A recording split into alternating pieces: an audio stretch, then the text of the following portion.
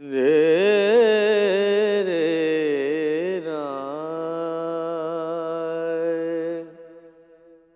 عشق ہویا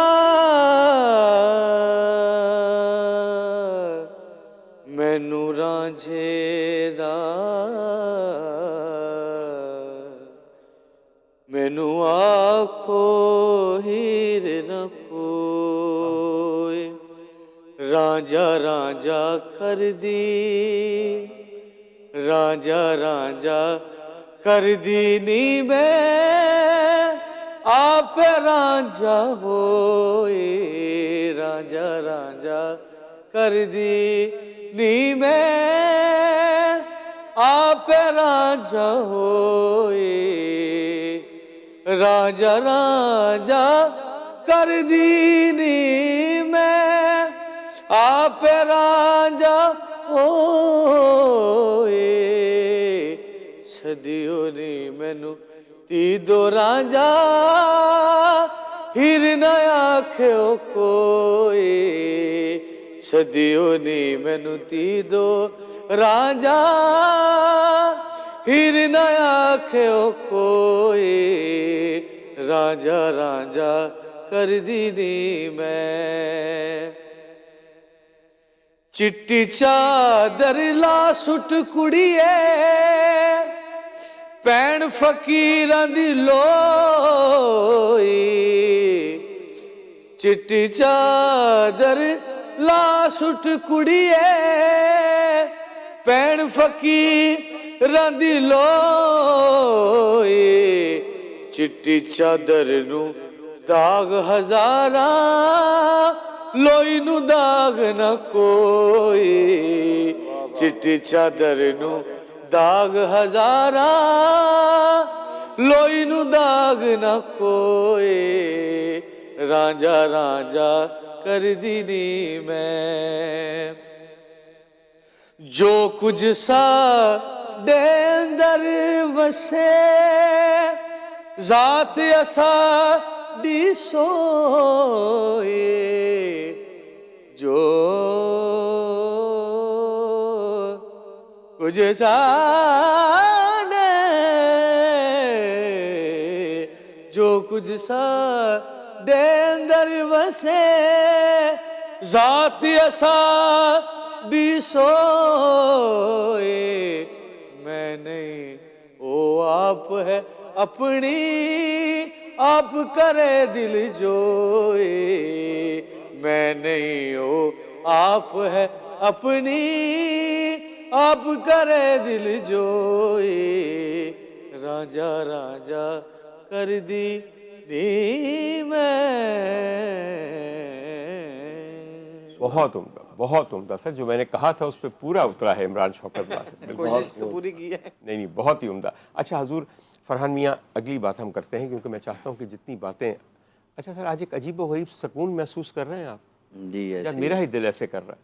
نہیں کافی سکون اور سر مجھے ایسے لگ رہا ہے کہ تسکین ہے۔ واقعی اس وقت کم از کم میرے دل کی جو ہے کیفیت، ڈاکٹر صاحب آپ نے جو گزشتہ شب گزر چکی ہے، آپ نے اگر اس رات کو محسوس کیا ہو، بہت تبدیل یہ رات تھی، اس کی کیفیات بھی تبدیل تھی، اس کی موسمی تبدیلی بھی دیکھ لیں، بغیر بارش کے، بغیر کسی چیز کے، اور اتنی سکون والی رات بہت عرصے بعد میں نے دیکھی ہے، میں نے کب اس کا محسوس پھر اس پہ کیا ایک ہے۔ بات آپ کو کہوں، جب میں کل یہ کہہ رہا تھا اپنی ٹرانسمیشن میں کہ انشاءاللہ آج ہی ممکنہ شب قدر ہوگی، اور میں نے اس پہ یہ کہا تھا کہ ڈاکٹر عمر عادل کا مقولہ ہے کہ جو میرا خیال ہے وہ میرا حال ہے، یعنی کہ جو میں نے سوچا اور گمان کیا وہی ہوگا۔ آپ نے کہا نہیں ڈاکٹر صاحب 25 کی شب تھی اور آپ کا یہ خیال تھا کہ تب وہ حضور والا، کل تو جو شب تھی شب قدر بھی تھی، شب جمعہ بھی تھی، سبحان اللہ۔ اور جب دو چیزیں ملتی ہیں تو دوہرا نہیں، دو چند نہیں، 100 چند ہو جاتا ہے 100 چند معاملہ۔ ہو جاتا ہے۔ اور سر جو شب کل گزر گئی ہے اس کے بعد یہ جو جمعہ آیا ہے،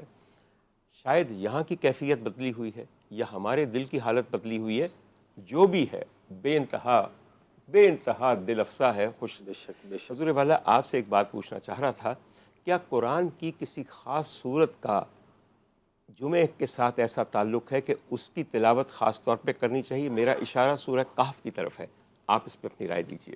ڈاکٹر صاحب سورہ کہف بھی ہے، سورہ جمعہ بھی ہے جو تلاوت کی جاتی ہے مساجد میں. اچھا، اب یہ جو سورہ کہف ہے یہ قصہ ہے ایک، جی ہاں. میں مجاہد ہی کہوں گا، ان مجاہدوں کا جو راہ حق میں پروردگار عالم بالکل. احدیت پر ایمان رکھتے ہوئے اصحاب کہف کا ذکر کر اور رہا ہوں. باطل کے ہاتھ پر بیعت نہ کرتے ہوئے نکلے اور ایک غار میں گئے اور ابھی تک سو رہے ہیں، اور جب امام زمانہ تشریف لائیں گے تو وہ ان کے سپاہیوں میں شامل ہوں گے. اب یہ ہمیں ایک پیغام بھی ہے. پیغام یہ ہے کہ اگر ہم حق پر یقین رکھیں اور باطل آپ کے سامنے جتنا ہی بڑے تخت پہ کیوں نہ ہو، تو حق سے بہتر بچانے والا کوئی نہیں ہوتا، بے شک. کیونکہ خدا سے بہتر ترکیب کرنے والا کائنات میں کوئی ہو ہی نہیں سکتا. ہے ہی نہیں. اور پروردگار عالم نے سورہ کہف میں، اور یہ سورہ کہف وہ سورہ ہے کہ اچھا سر، جس کی کہف کہیں تلاوت، یا کہف کہیں؟ کہف یعنی اب وہ عربی اور اردو کا تھوڑا ٹھیک، سا صحیح. فرق پڑ جاتا ہے. صحیح. مثلا ہمارے ہاں اردو میں عام طور پہ کہف ہی کہہ رہے ہوتے ہیں نا، اس لیے، ورنہ سورہ کہف ہے. کہف ہے بالکل. تو یہ وہ سورہ ہے کہ جس کی تلاوت امام حسین مظلوم کربلا نے اللہ نوک سنا پہ کی ہے. واہ. اچھا، اب اس کی آیات 110 ہیں، اگر میں مغالطے میں نہیں ہوں، اظہر بھائی تصحیح فرما دیں گے. علامہ ہاشم بہرانی ایک بہت بڑا نام ہے شیعت میں، تفسیر بھی ان کی مشہور ہے. وہ کہتے ہیں کہ یہ سورہ کہف باطن میں سورہ علی ہے. واہ واہ واہ. کیونکہ آپ نے سورہ کہف کا تذکرہ چھیڑا تو میں نے باتیں جان کے میرے چھیڑا ذہن ہے. میں آ رہی ہیں. میری بات سنیے گا بھائی صاحب، میں ایک ڈاکٹر ہوں، نواز ہوں، ایسی اور دکھتی رگوں کو جن سے آسودگی حاصل ہوتی ہے مجھ سے بہتر کون جانے گا، کم از کم اس سیٹ پہ. سلامت رہیں. ماشاءاللہ. تو اس کی آیات 110 ہیں. انہوں نے کہا باطن میں سورہ علی ہے، اس لیے کہ علی کے عدد بھی 110 ہیں. اب انہوں نے اس کے اوپر ایک دوسری دلیل دی جو بڑی جامع دلیل. انہوں نے کہا کہ زہرا کا لال جو خود ناطق قرآن ہے، جس کو گھٹی میں وہ زبان ملی ہے جو وحی کی ترجمان ہے، جو امینہ وحی ہے، تو یہ کیسے ممکن ہے کہ سورہ کہف کے علاوہ اور کوئی سورہ حسین کو نہ آتا ہو؟ سورہ رحمان بھی پڑھ سکتے تھے، سورہ یاسین بھی پڑھ سکتے تھے، حد یہ ہے سورہ فجر پڑھ سکتے تھے جسے سورہ حسین بھی کہتے ہیں. تو آپ نے سورہ کہف ہی کیوں تلاوت فرمائی؟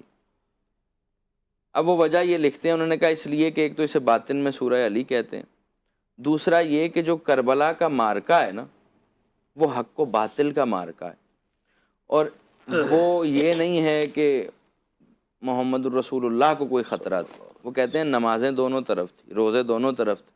سر کاٹنے والا یہ اعلان کر رہا تھا کہ قتل کرو، ہم نے جمعہ پڑھنا ہے. اچھا، اب یہ بھی نہیں ہے. ہمارے ہاں ایک مسئلہ ہے، اور وہ یعنی ہم اہل تشیع میں بھی یہ مسئلہ ہے کہ وہاں پر کچھ لوگ اب یہ کہتے ہیں جی انہیں معرفت حسین نہیں تھی. عمر ابن سعد اور شمر سے بڑا عارف حسین کوئی نہیں تھا.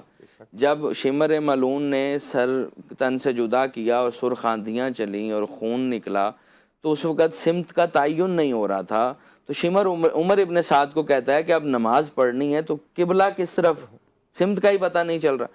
تو اب وہ کتنا بڑا عارف ہے. اس نے شمر کو کہا، عمر ابن سعد نے، کہ اگر سمت کا تعین نہیں ہو رہا تو اس طرف رخ کر کے نماز پڑھو جہاں حسین کا سر ہے. اس کا مطلب وہ عارف حسین تھا.